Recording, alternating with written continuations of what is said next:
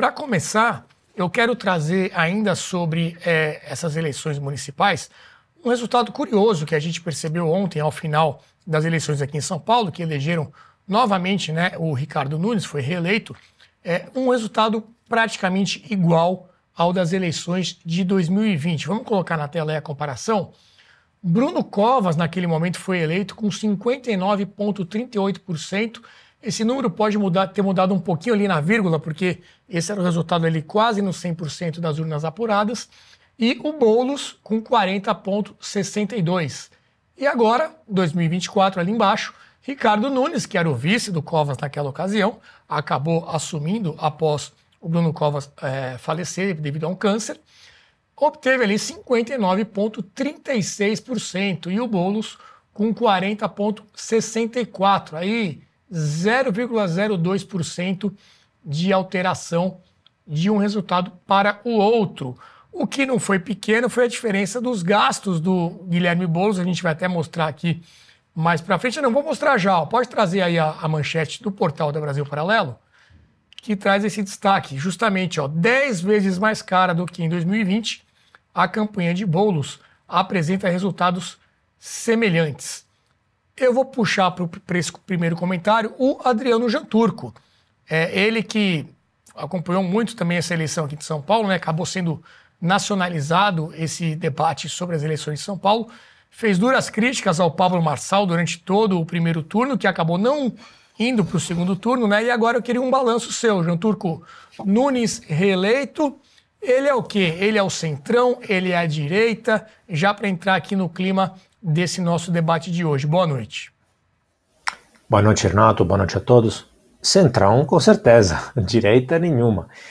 Bom, agora, depois do segundo turno, dá para fazer um balanço um pouco melhor, né? Porque, na verdade, o segundo turno acaba confirmando um pouco já a tendência maior do primeiro turno.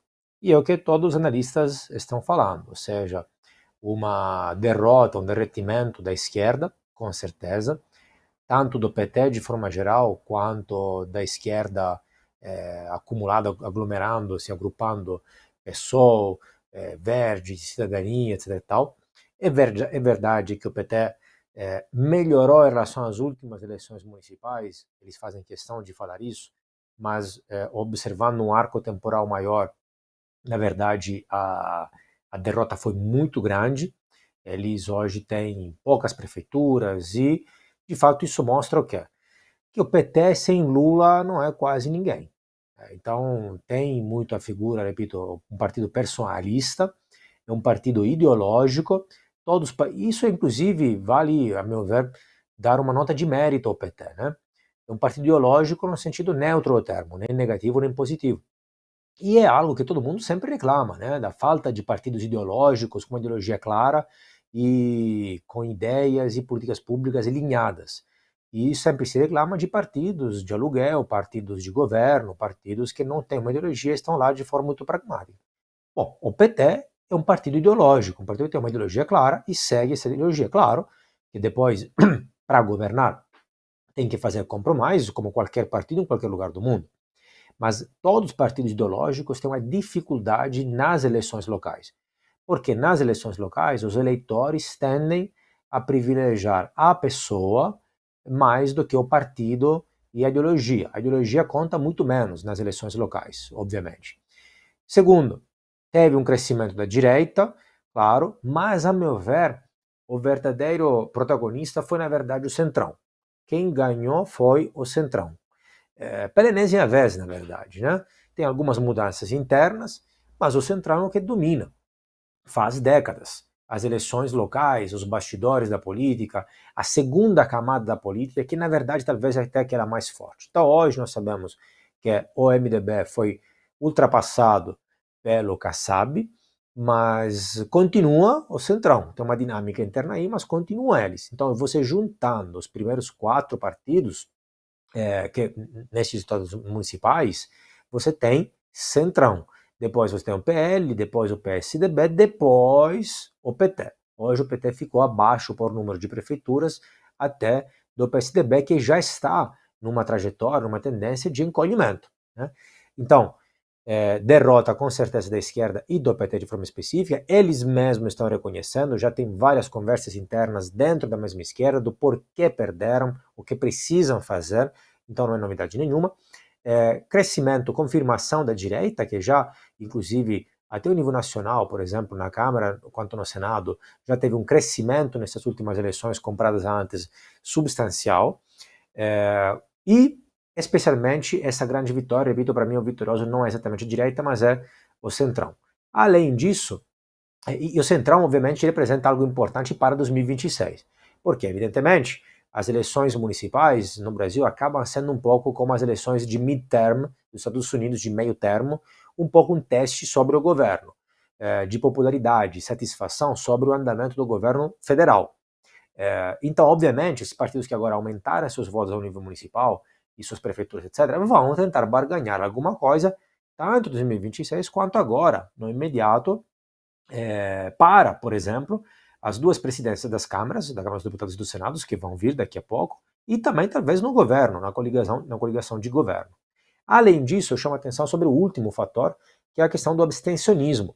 Abstencionismo barra voto branco, voto nulo. Teve também um recorde histórico, um aumento muito grande. Eu trago aqui os dados do abstencionismo.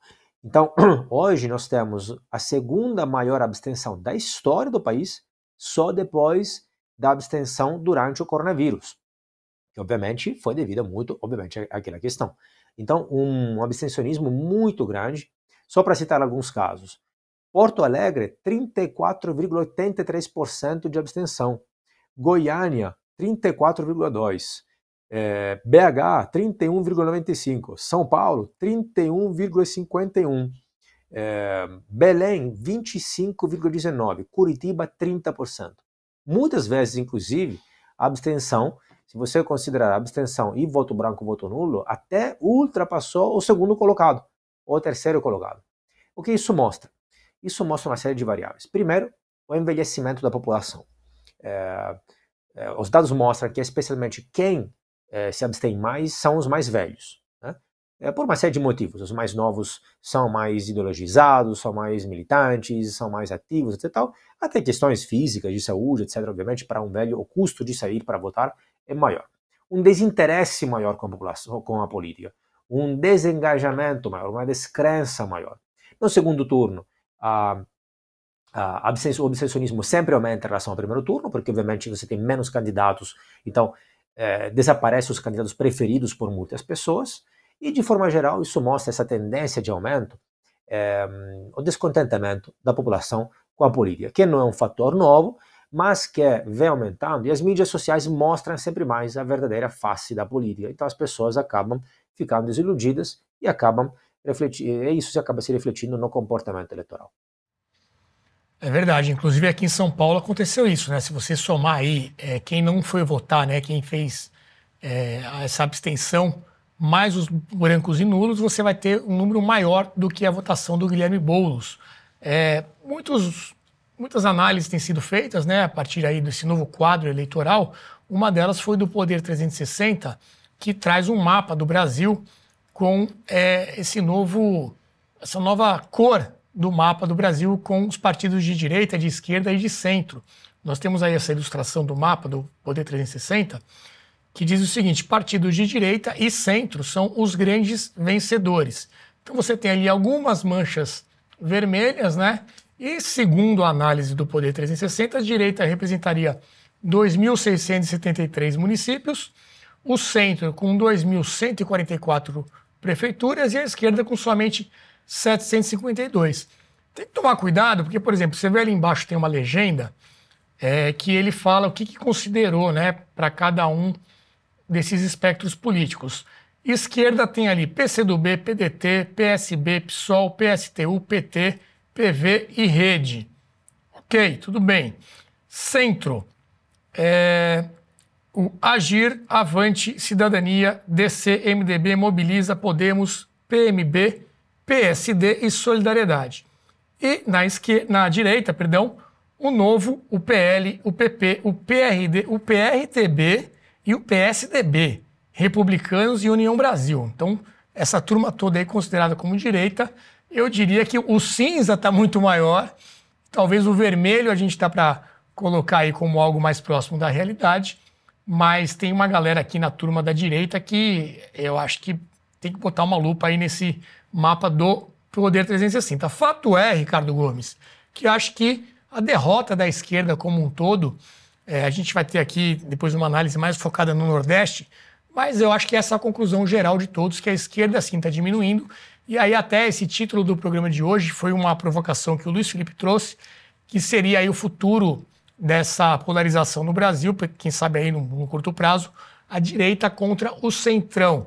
Como é que você analisa? E se quiser também falar um pouco mais de Porto Alegre aí, onde a gente teve também, eu acho que até um cenário parecido com aqui de São Paulo, né?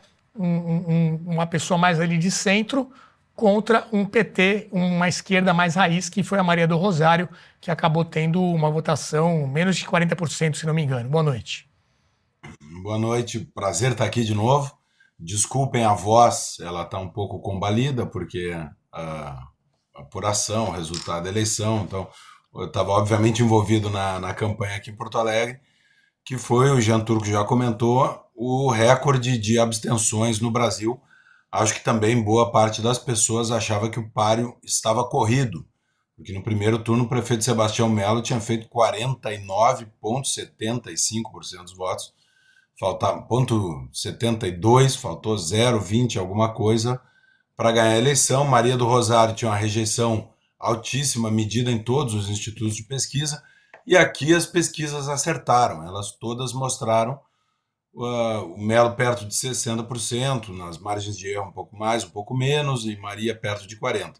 E o resultado foi, o PT não conseguiu nem 40% dos votos aqui em Porto Alegre, a primeira capital que o PT governou por 16 anos consecutivos, e agora perde há 20 anos. Então o PT já está mais tempo fora da prefeitura do que conseguiu ficar nela em Porto Alegre, o que eu, obviamente, na minha opinião política, acho uma boa notícia.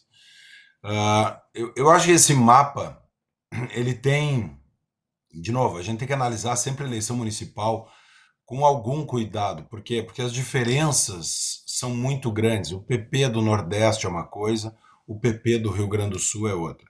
O União Brasil ali na direita deve ser brincadeira, né? Um partido bem de centro, junto com o PSDB na direita. Tem que dar uma olhada nessa legenda, bem pontuaste. Mas o fato é que mesmo se a gente colocasse os partidos no espectro certo, isso tem algumas alterações aí localmente, quando a gente olha, por exemplo, para Florianópolis. O prefeito Topázio é um prefeito de direita, mas está no PSD. Então, localmente, os partidos lutaram essa eleição, também trazendo gente de outros partidos. Então, tem um cara de direita num partido de centro e vice-versa. Outra coisa é que o posicionamento da coligação não é única e exclusivamente o posicionamento do partido que lidera a coligação. Vou usar aqui Porto Alegre como exemplo. O MDB ganhou a reeleição, mas fez um governo, eu sou vice-prefeito, de centro-direita, uma aliança entre liberais e o MDB. Então, é um governo que o prefeito chama de social-liberal, né? É um governo de centro-direita com um partido de centro. Então, tem essas minúcias, mas o que é inegável é a derrota do vermelhinho no mapa, né? O vermelhinho minguando. A esquerda, os partidos de esquerda minguando. O PT ganhou uma capital só. O PT que, com Lula da Silva presidindo a República, teve um desempenho pior do que com Lula preso. Então, é algo que chama a atenção. Isso, para mim, se deve também a essa troca de ideologia da esquerda, que perde o discurso do trabalhador, caminhando para buscar um voto woke, que não cola nas classes mais baixas. A gente vê isso, não cola no país como um todo, cola na elite universitária, cola com... Não surpreende também que essa parte da esquerda faça um voto mais de elite do que um voto popular, propriamente dito, porque a massa do povo brasileiro não coaduna com essa visão moral dessa nova esquerda. Não, eu acho, dito isso, o Brasil caminha para uma divisão centrão versus direita, eu acho que caminhará, mas acho que tem uma etapa no meio desse caminho, que é uma preponderância de coligações centro com direita para vencer a esquerda, principalmente a nível nacional. Então, eu acho que a esquerda vai encolhendo, está encolhendo, isso indicaria uma perda de capacidade eleitoral, mas eu acho que para chegar lá a gente ainda passa por uma fase de uma coligação centro com direita para vencer o PT, lembrando que o PT venceu 5 das últimas 6 eleições. E o meu ponto, Renato, é quem terá mais força para atrair o outro.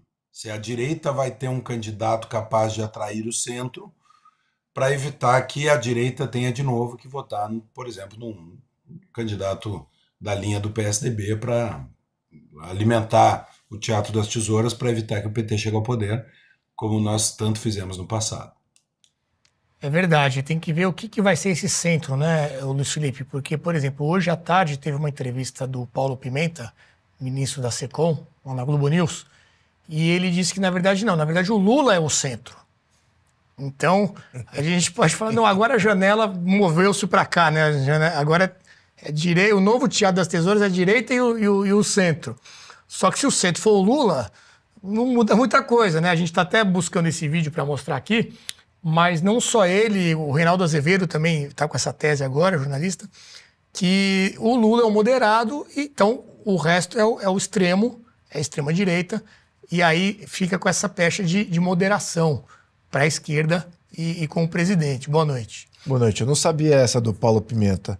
E, de fato, eles inventam qualquer coisa para sobreviver politicamente. Porque dizer que o Lula é centro, que o PT agora é centro, isso não vai colar com ninguém.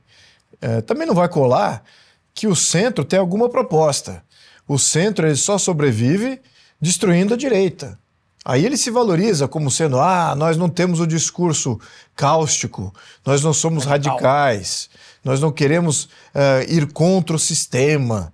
Então ele tem esse discursinho para apaziguar o ânimo de eleitor medroso. Essa que é a verdade, é um discursinho de medroso. Esse é o discurso do Centrão.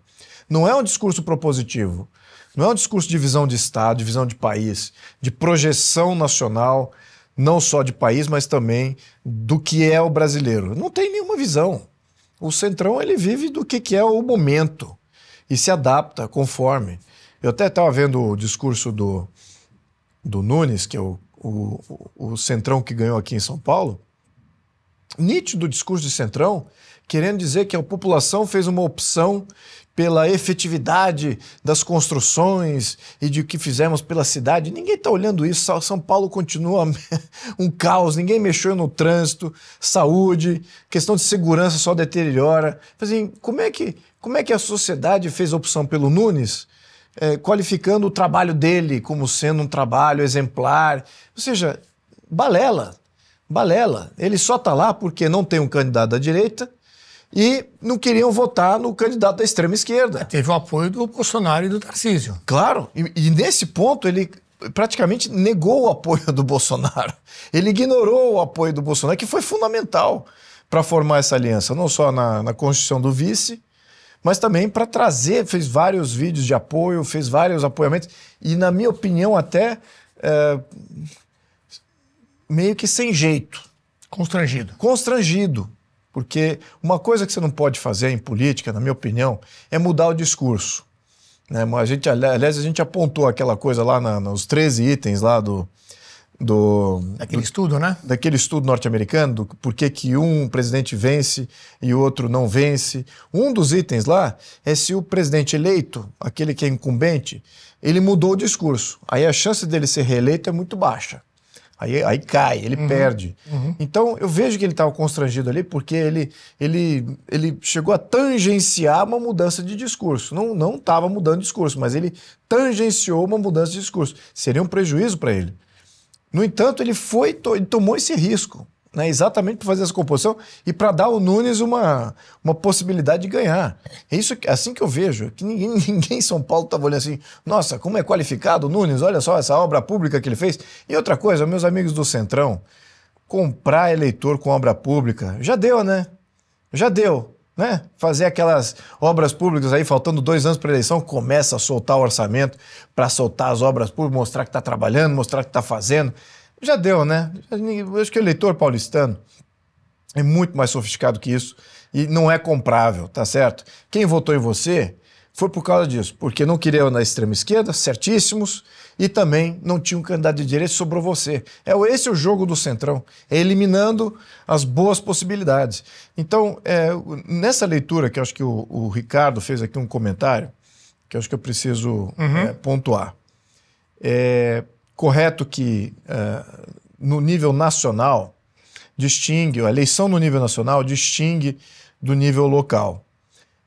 No entanto, a gente está vendo acho que um fator inédito, na minha opinião, que é a nacionalização de várias dessas eleições municipais. A gente viu o qual presidente está apoiando, qual vertente de pensamento está predominante, e vemos aqui uma mudança muito grande de consciência pública sobre o que é a esquerda. A esquerda antes se colocava como benfeitoria social, pelo social, ajudar o pobre, ajudar o esfomeado, ajudar o flagelado, o que não tem casa. E era contra o sistema a esquerda, né? E era contra o sistema, exatamente, porque o sistema não estava entregando tudo isso. De repente a esquerda agora é poder, ela expande todos esses programas sociais, entre aspas, né, que teriam um benefício direto. De fato, alguns se beneficiaram, não vamos negar os efeitos de você gastar trilhões aí em benefícios sociais. No entanto, o que veio a reboque? Grandes esquemas de corrupção, grandes esquemas até do Estado de Direito, do crime organizado entrando para o poder público e de um esfacelamento moral absoluto. É isso que a esquerda trouxe com essa narrativa de tudo pelo social, vamos fazer aquilo, tudo pelo pobre, pelo mais coitadinho. Muito bem. Então a população entendeu isso. Entendeu que essas narrativas não colam mais. Como também colocou muito bem o Ricardo, essa questão do woke simplesmente não pegou. É só aquela elite doutrinada em universidades, como ele bem colocou, aqueles que estão ali dentro de uma caixa de ruído intenso é que são doutrinados nessa política completamente anti-humana. Então, o que estamos vendo também é o resgate do que é a humanidade. A gente viu o eleitor brasileiro e falou assim, não, peraí, eu sou um ser humano, sou um indivíduo, eu gosto da minha família, eu prezo pelas diferentes funções aqui, não sou contra o patriarcado, nem estava pensando em patriarcado nem nada, é tudo... Linguagem neutra, negócio de cis isso, cis aquilo, não entendo nada disso.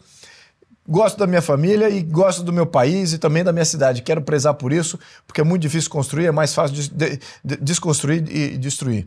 Então, eu acho que a sociedade está fazendo uma mudança muito grande de paradigma, vamos botar essa palavra aí acadêmica aí no meio, porque se a esquerda for fazer, de fato, uma nova propositura para o nível nacional, vai ter que... Agora eu falo o que o Lula falou lá com relação ao Jair Bolsonaro, que a esquerda vai ter que achar uma narrativa para se sobreviver politicamente, porque absolutamente todas as premissas fundadoras do pensamento de esquerda, seja aquele pensamento antigo, estatismo, sindicalismo, leis trabalhistas, assistencialismo, grande intervenção de Estado na economia, socialização, socialismo, né? E as novas mentalidades de esquerda, que é o wokeismo, identitarismo, globalismo, ambientalismo, tudo isso, tanto uma quanto a outra, a velha esquerda e a nova esquerda, implodiram. E agora, qual será a nova versão da esquerda? Como é que eles vão se colocar? Eu acho que eles não tiveram tempo ainda. Eu acho que eles não tiveram tempo de assimilar esse impacto. E a gente vê esse debate acontecendo, né? A própria, citei aqui a Globo News, que no fim das contas acaba sendo um espelho do que o próprio partido está lá pensando, porque, enfim, o pessoal está ali tentando achar essas soluções, tentando entender o que está acontecendo. Exato. Então fala que falta renovação, e falta mesmo, né? Você vê mesmo os candidatos da direita que perderam, você tem ali jovens lideranças que estão aparecendo, o caso lá de Fortaleza, né? O André Fernandes, ele tem 26 Fenomenal, anos. fenomenal. Fenomenal. Por um detalhe ali que acabou perdendo. Pois Bruno é, Engler, Pedro. também, outro jovem ali de BH. Bruno Engler também. Bruno Engler já está um pouco mais tempo, se não me engano, foi deputado estadual, mas também teve sempre uma postura muito precoce politicamente, muito alinhada com o conservadorismo. Então, você vê novas lideranças surgindo e surgindo com força didática, força moral e querendo fazer a coisa certa. E olha, eu vou dizer isso com todo o coração, porque exatamente o comentário envolve o coração, a alma e o espírito. Muitos desses, eu estou muito feliz que tem um espírito bom. Um espírito bom. Porque o que eu vi nos últimos diálogos lá no parlamento, você vê um grau de sociopatia muito alto. Ou seja, uma desconexão completa com a humanidade das decisões que eles estão tomando, né? Eles falam que é pelo social, que é isso, são representantes do povo, não são nada disso. Tem um perfil de sociopata que é eleito sistematicamente pelo sistema, aproveitam essas aberturas de momentos eleitorais, entra para o sistema, oportunismo mesmo, seja da esquerda, seja da direita, seja do centro. Tá. Mas eles negociam votos sobre questões que têm impacto direto na vida social. Não é de fazer benesse, vamos fazer benesse ou não fazer benesse, não é por aí. É muita questão que eu estava levantando, que eu vi esse tipo de dinâmica, foi durante o voto da anistia do 8 de janeiro. Eu escutei vários deputados reiteradamente, durante todo o dia que foi pautado aquela questão, que eles não votariam porque queriam que o candidato dele para a presidência da Câmara recebesse voto. E se o candidato desse não tivesse um compromisso do nosso partido, da oposição com o candidato deles, eles não iam votar. Essa é a moeda de troca, então, ali. Mas você imagina, olha só do que quem está tratando. Tem gente inocente presa e eles são capazes de fazer ainda uma negociação de tomar lá da cá sem nenhum pudor. Sem nenhum pudor. É por isso que a gente não pode também apoiar eles numa conjunção agora, porque esses mesmos é que estão pedindo voto da oposição. Então, a oposição não tem coração, não tem humanidade, não representa o seu eleitor e vai lá fazer uma composição com um sociopata desse. É isso que eu acho que é importante a gente pontuar aqui, porque eu tenho certeza que outros deputados, a gente tem mais deputado com coração, com alma, com boa fé do que tínhamos no passado. Isso está me dando muita esperança. E veja muitos desses aí candidatos a prefeito. Então, espetacular. Isso aí é uma vitória espetacular. Estou muito satisfeito. Agora, vamos levantar esse tema agora. Tem um inimigo que surge aí, é um inimigo antigo, chama-se Centrão, já está se compondo. Tem uma narrativa que eles estão querendo colar, de que eles são moderados, eficientes e tal, mas no fundo eles representam o nada. Eles representam um sistema corrupto, também carcomido, que foi criado pela esquerda, que não é um sistema deles também. Enfim, coloco aqui essa discussão no ar. Obrigado.